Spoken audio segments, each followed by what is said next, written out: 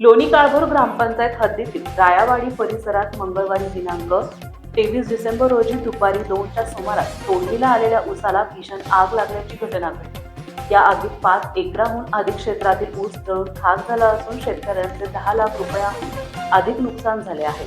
हाताशी आलेला घास हिरावला गेल्याने शेतकरी वर्गातून हळहळ व्यक्त होत आहे. मिळालेल्या माहितीनुसार रायावाडी परिसरात काही शेतकऱ्यांच्या शेतात ऊस तोडणीचे काम सोमवारपासून सुरू झाले होते. एक ट्रॅक्टर ऊस कारखान्याला रवानाही झाला होता. मात्र मंगळवारी दुपारी अशोक बेनबा गोते यांच्या शेतातील ऊसाला अचानक आग लागली. वाऱ्याचा वेग आणि कोरडा ऊस असल्याने आगीने रौद्र रूप धारण केले आणि पाहता पाहता ही आग शेजारील शेतात पसरली. अवघ्या अर्ध्या तासात 5 एकर ऊस जळून खाक झाला.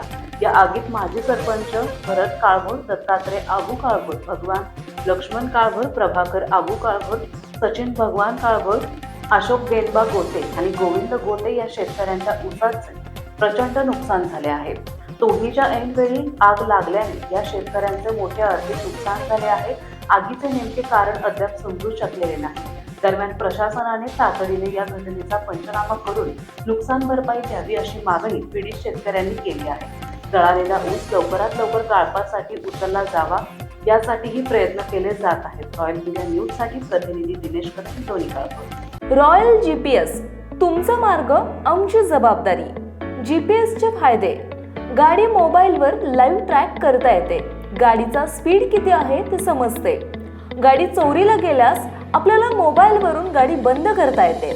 मागील 90 दिवसांचा डेटा चेक करता येतो. जीपीएस वर 12 महिन्यांची गॅरंटी.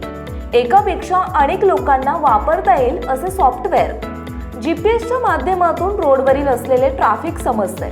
स्कूल बस तसेच ट्रॅव्हल्स मध्ये सीसीटीव्ही कॅमेरे बसवून मिळतील.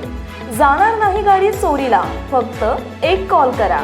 अधिक माहितीसाठी संपर्क महेश भंडारे 9096757544, गणेश धाबेकर 7775897073.